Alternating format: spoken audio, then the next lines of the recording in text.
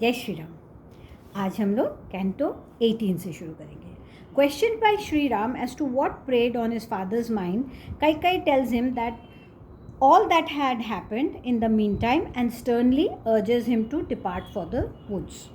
The said Sri Ram beheld his father seated on a lovely couch with Kaikai, dejected and distressed and marked with a withering face.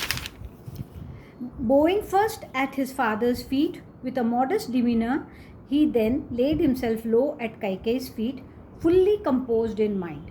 Having barely uttered the word Ram, the afflicted monarch could neither cast a look at him nor speak, his eyes blinded with tears. Seeing that unusual appearance of the monarch, which gave rise to apprehension, Sri Ram too was seized with dismay, even as he would on touching a serpent with his foot. He saw the monarch emaciated through grief and agony, with his senses divested of joy, sighing with a distressed and perturbed mind, and looking like an unruffled ocean getting turbulent with a succession of waves, the sun obscured by an eclipse, and a sage that has told a lie. Bestowing his thought on the said grief of the monarch, which was almost inconceivable, Sri Ram grew extremely agitated as the ocean is on the full moon. The shrewd Sri Ram, devoted as he was to the welfare of his father, said to himself, "How on this day alone the emperor does not joyfully respond to my greetings? On other days, my royal father would be propitious, even though angry on seeing me. How is it that he feels agonized to behold me today? Like one distressed and stricken with grief, and with the lustre of his face overshadowed with melancholy, Sri Ram saluted Kaikai and spoke to her alone as follows. I hope no offence has been unwittingly committed by me against my father. Pray tell me the reason why my father is angry with me. You alone can propitiate him on my behalf. How I wonder, is he not cheerful of mind, though ever fond of me? With his face downcast, he does not even speak to me, afflicted as he is. I hope no agony caused by bodily distemper or mental anguish afflicts him. Really speaking, everlasting happiness is hard to secure.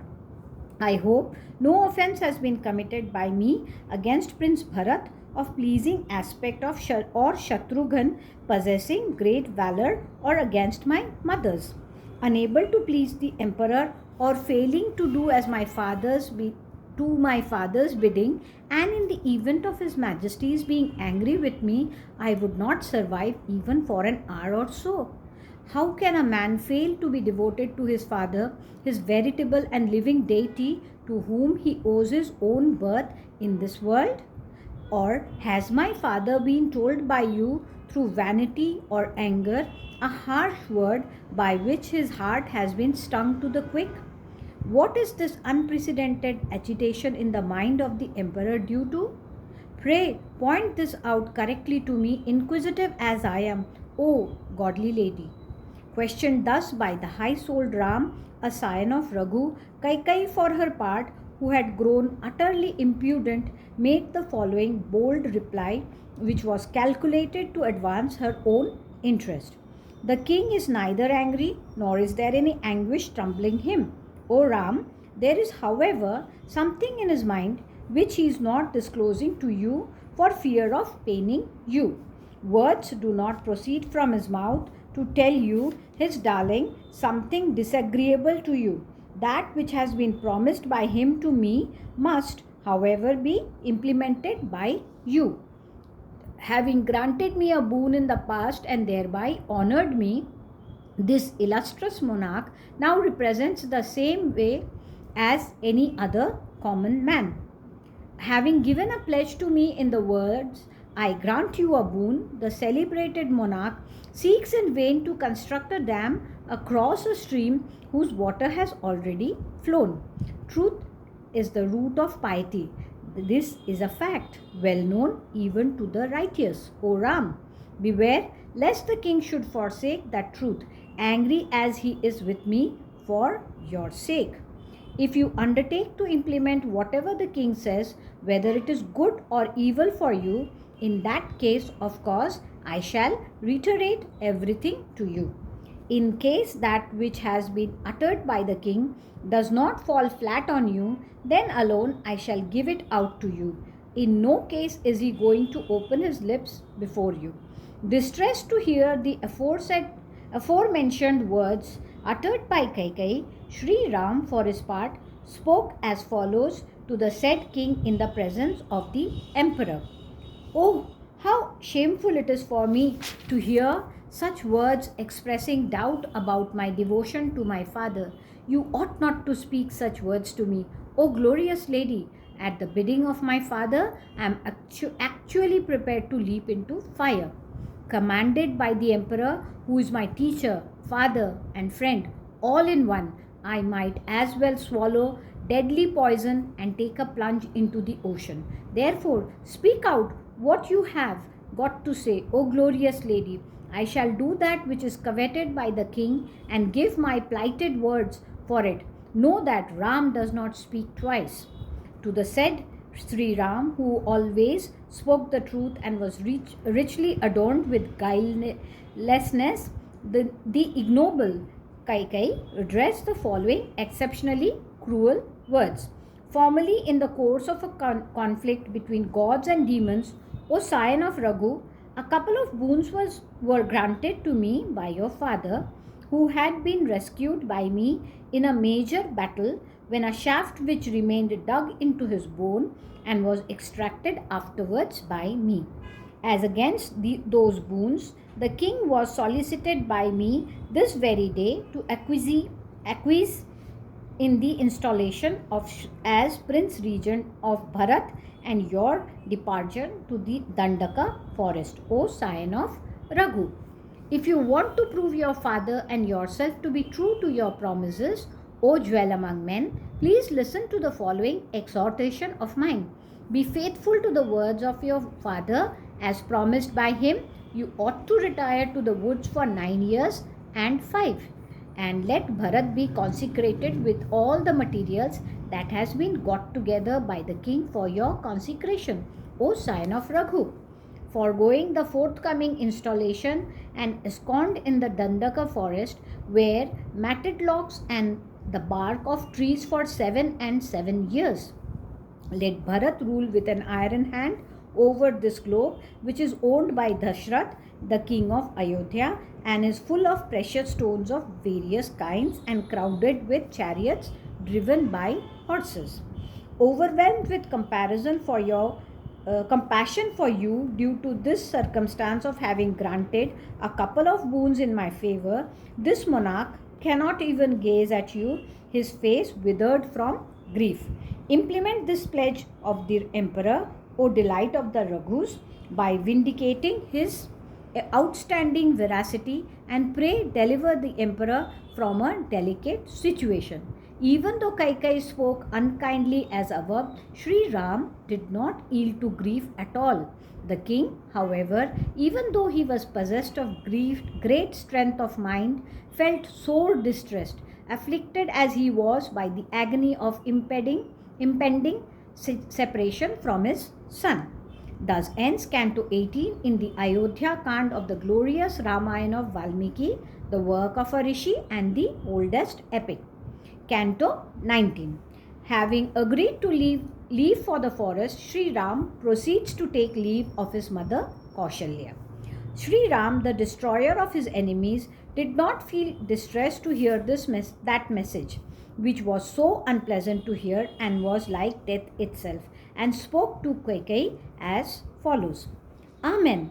Honoring the promise made by the king and wearing matted locks and the bark of trees, I will undoubtedly proceed from Ayodhya to the forest to take up my abode there.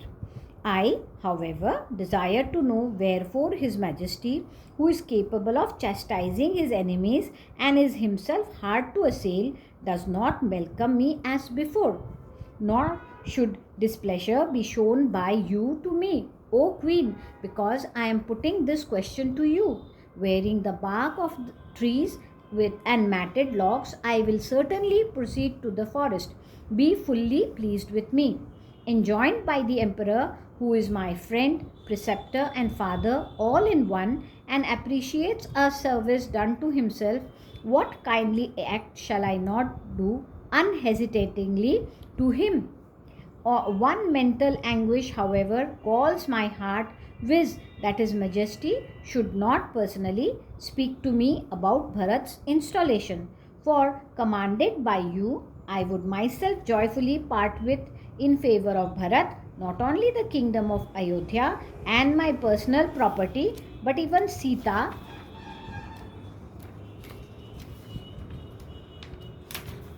my wedded wife, nay, my beloved itself, life itself.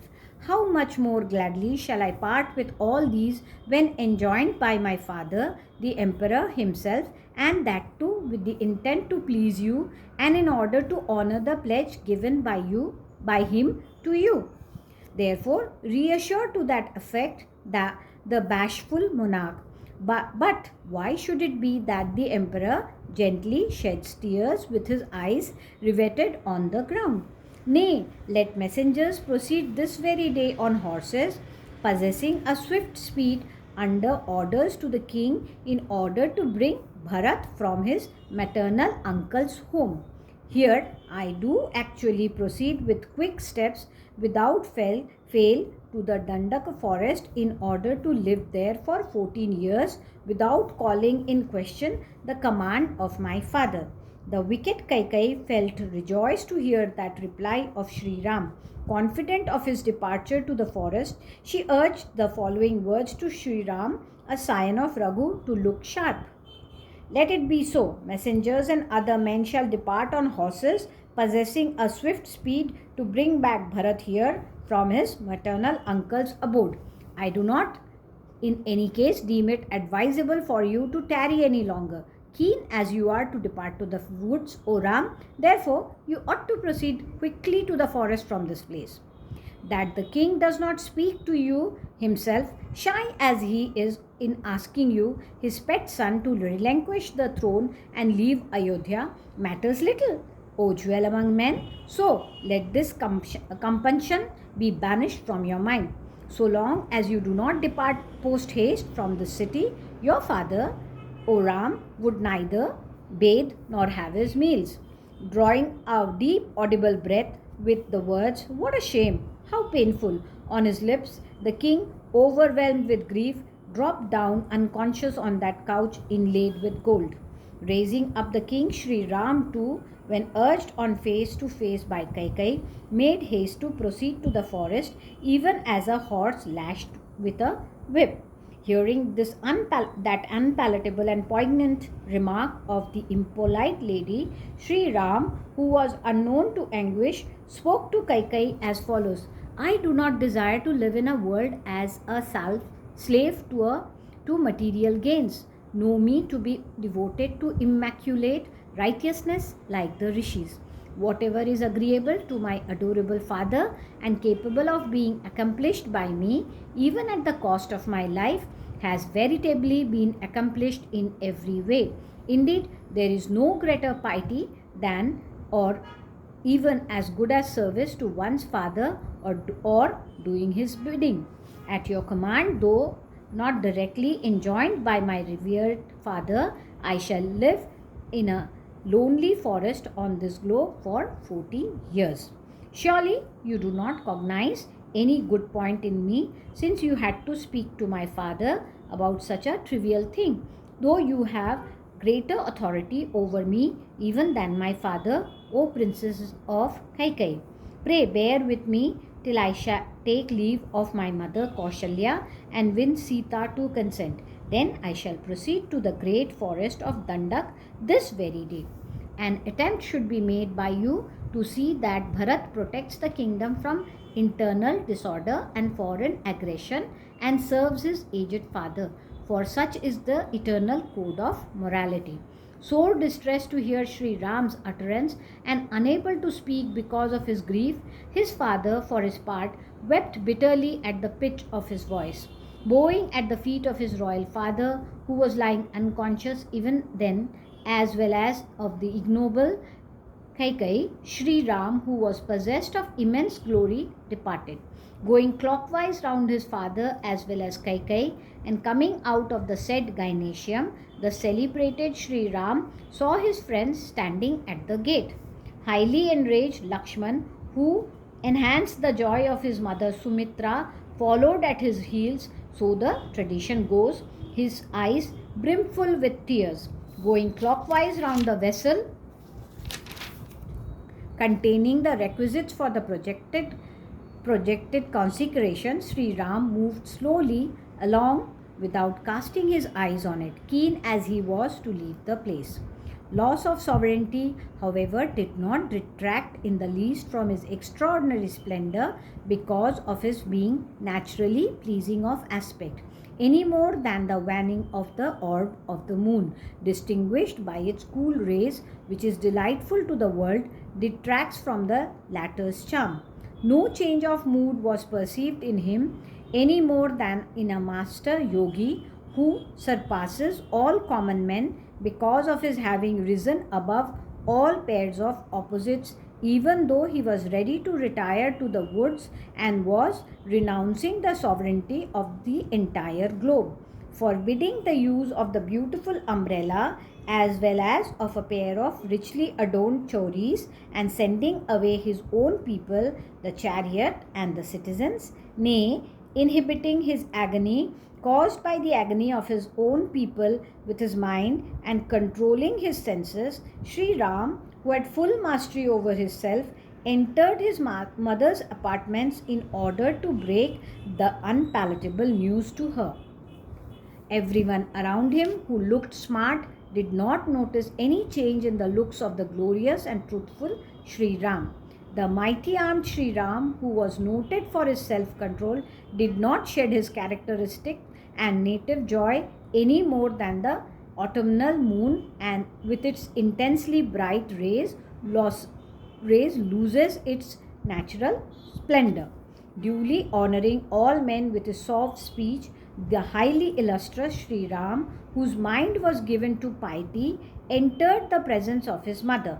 Controlling the agony caused in his mind by the interruption of Sri Ram's installation and the news of his impending exile, his younger brother Lakshman, son of Sumitra, who had attained equality with Sri Ram by virtue of his excellences and was possessed of great prowess, followed him.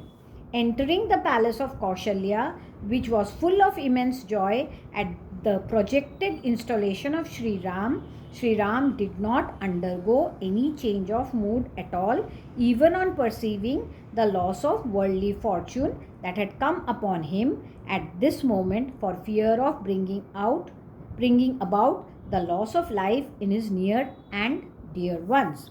Thus ends Canto 19 in the AYODHYAKAND of the glorious Ramayan of Valmiki, the work of a rishi and the oldest epic. Jai Shri Ram.